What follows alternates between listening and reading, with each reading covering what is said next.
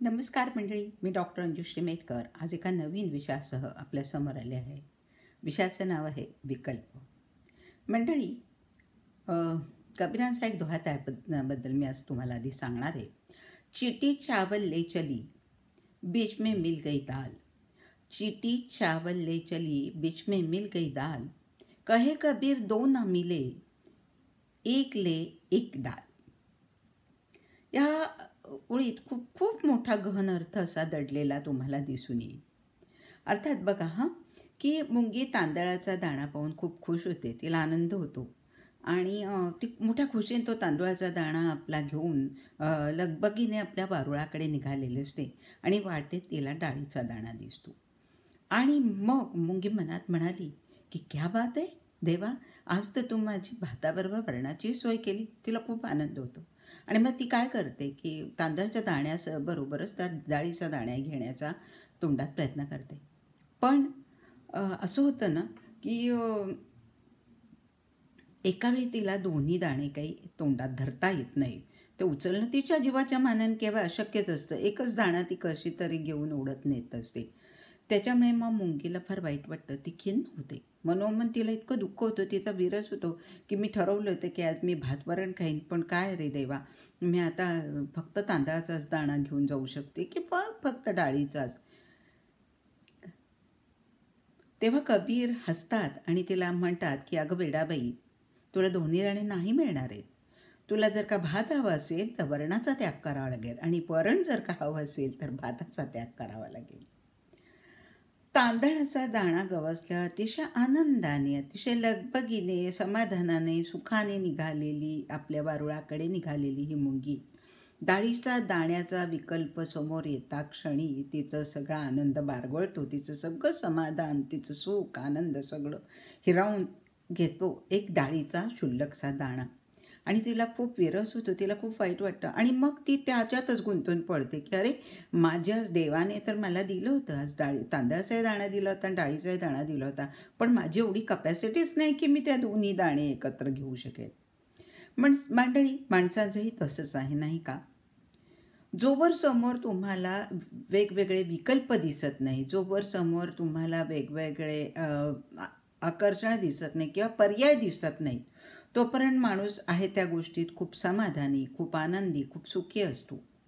पण एकदा का त्याला वेगवेगळे पर्याय दिसायला लागले, वेगवेगळे विकल्प निर्माण झाले की मग त्याचा आनंद आहे, त्याचं समाधान आहे, ते एकदम क्षणिक होऊन जातो आणि एका क्षणात ते हिरावून घेतलं जातं आणि तो परत अतिशय दुःखी होतो, वाईट होतो. त्याला वाईट वाटतं की अरे, एवढे विकल्प माझ्यासमोर असून माझी ती कपॅसिटी नाही, म्हणून मी ते करू शकत नाही. म्हणजे साधं मोबाईलचं उदाहरण घेऊया. आपण एक मोबाईल घ्यायचा किंवा एखादा कार घ्यायची, एखादा फ्लॅट घ्यायचा.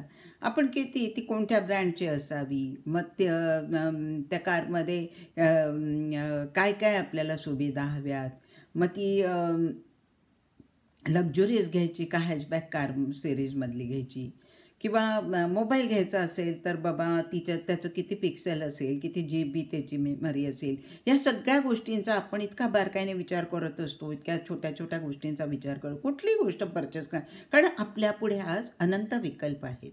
एक कार घ्यायची विकल्प आहेत, फ्लॅट घ्यायचे विकल्प आहे. मला ह्याच एरियात हवा, मला 2 BHK हवा, 3 BHK हवा, मला स्विमिंग टँकच पाहिजे, तिथे मोठं गार्डनच पाहिजे, अमुकच पाहिजे, असं आपल्या खूप डिमांड्स आपल्या असतात आणि त्याप्रमाणे आपल्याला विकल्पही मिळत जातात.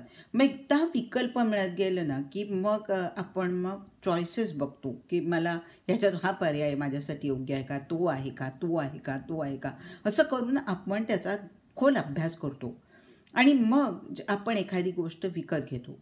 आता मोबाईलचा म्हणाल तर आपण तो मोबाईल विकत घेतो, तो वापरतो आणि आठवड्याभरातच आपल्याला असं लक्षात येतं की हा मोबाईलचा अतिशय लेटेस्ट मॉडेल आता बाजारात आलेला आहे. आणि त्यामुळे काय होतं, आपण जी पर्चेस केलेली गोष्ट असते ना, तिचा आनंद अक्षरशः त्या आठवड्याभरातच संपुष्टात येऊन जातो आणि वाटतं, वाईट वाटतं, की अरे मी इतके दिवस थांबलो होतो, की नवीन मोबाईल येईल, नवीन त्याच्यात चांगल्या चांगल्या ॲप्स असतील, चांगल्या गोष्टी असतील आणि मग तो माझ्या जास्ती फायद्याचा होईल, म्हणून मी इतके दिवस थांबलो होतो. पण आता काय झालं, मी नेमका पर्चेस केला आणि लगेच पुढच्याच आठवड्यात नवीन मॉडेल आलं आणि माझा आनंद तर गेलाच आणि आता मला परत ह्या जुन्या मॉडेलवरच आता आहेत माझे दिवस काढावे लागणार आहेत.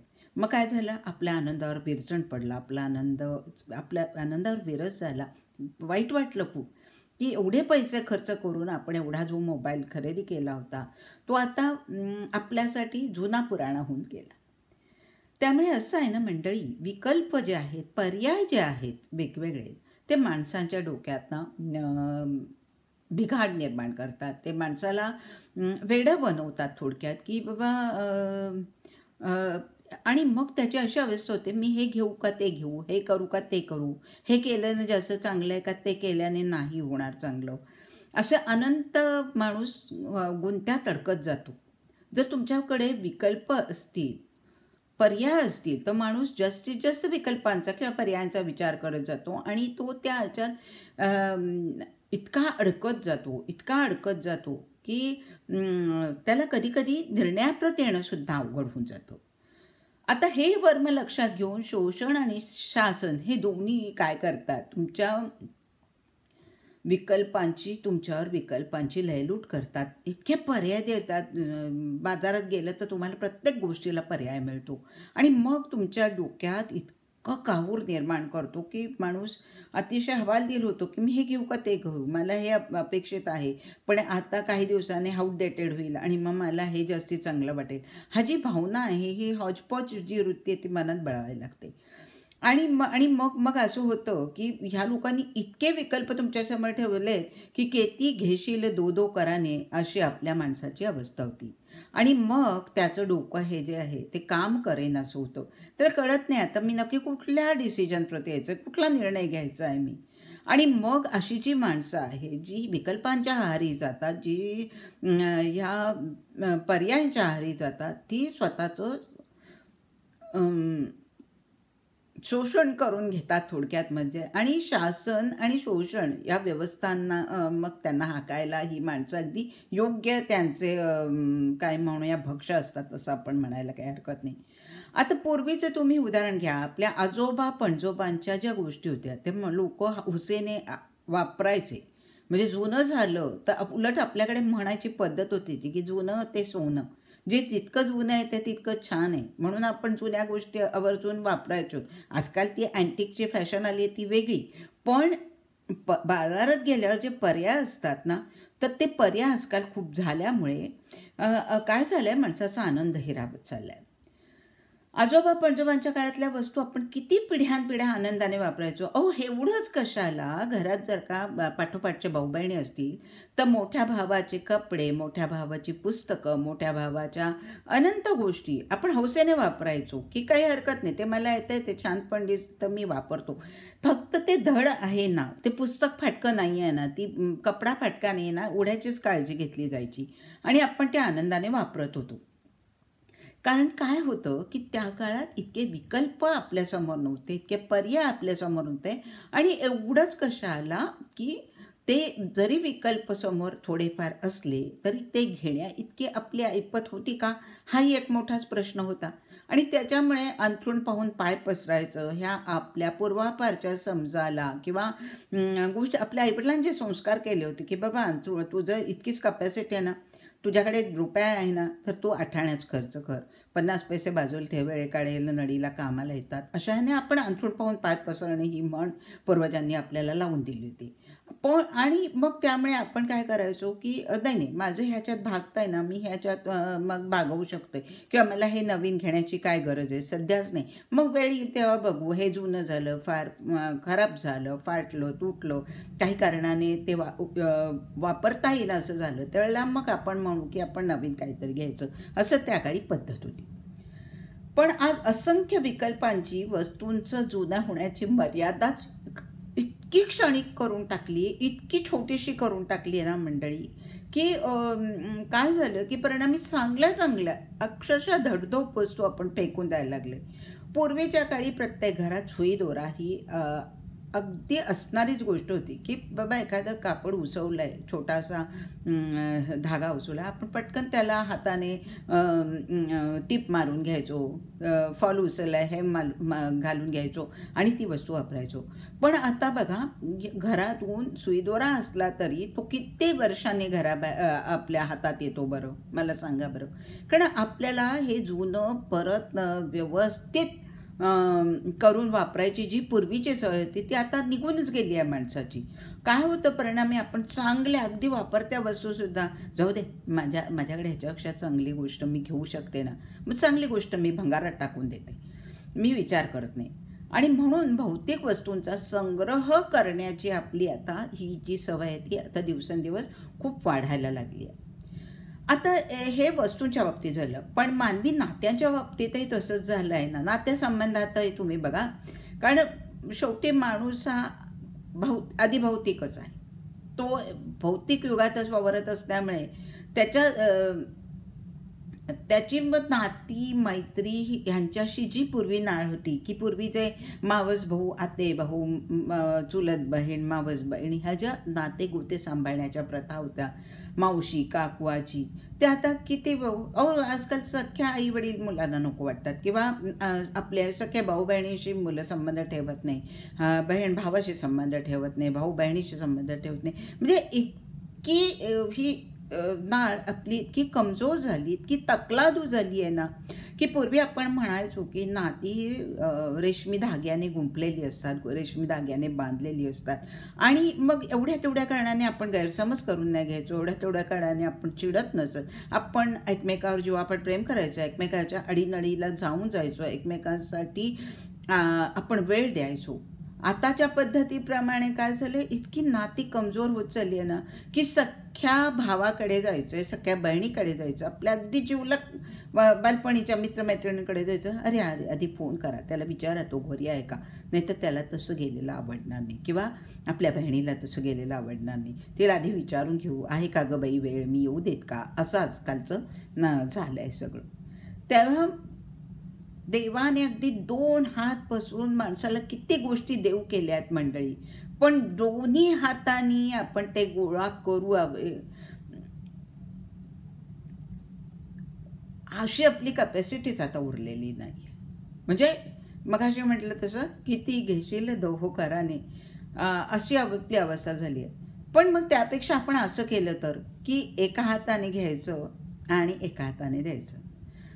म्हणजे कसं आहे, आपली दानशूर प्रवृत्तीसुद्धा वाढेल, आणि आपल्याकडे जी गोष्ट माझ्या कामाची नाही ती मी दुसऱ्याला दिली, ती त्याच्या कदाचित कामाला येऊ शकते. तर ही भावना पण आपण वाढीस लावली पाहिजे. नुसतंच घेत राहिल्याने एकूणच असंतोल निर्माण होतो. बघा, अतिशय म्हणजे प्रत्येकाला आता स्टोअरूमची गरज भासायला लागली, कारण माझ्याकडे एकाच किसणीचे अनंत पर्याय आहेत. माझ्याकडे मिक्सर ग्राइंडर पण आहे, माझ्याकडे फूड प्रोसेसर आहे, माझ्याकडे गॅस आहे, माझ्याकडे तुम्हाला सांगते ती इलेक्ट्रिकची शेगडी पण आहे, माझ्याकडे तो परत मायक्रोवेव्ह पण आहे. अशा अनंत गोष्टी मग झाल्यावर ना स्टोरेजची गरज पडणारच आहे ना माणसाला एकूण. आणि त्यामुळे काय होतो, निसर्गाचा असमतोल निर्माण होत चालला आहे, तो ढळत चालला आहे. आणि मग हा समतोल मानवी जीवनास अरिष्टास कारणीभूत आहे. म्हणून देवघेव सुरू राहिली पाहिजे. देवघेवीमुळेच आपला समतोल टिकून राहणार आहे आणि माणसाचं समाधान आणि आनंदही त्याच्यात टिकून राहणार आहे. आता हा एवढा मोठा अर्थ कबीरांच्या छोट्याशा धुळ्यात दडलेला आपल्याला दिसतो. आणि म्हणूनच मी नेहमी म्हणेन की आपल्याला जर का आनंदी जगायचं आहे ना, तर हव्यास माणसाने सोडून दिला पाहिजे, हव्यासापासून दूर गेलं पाहिजे.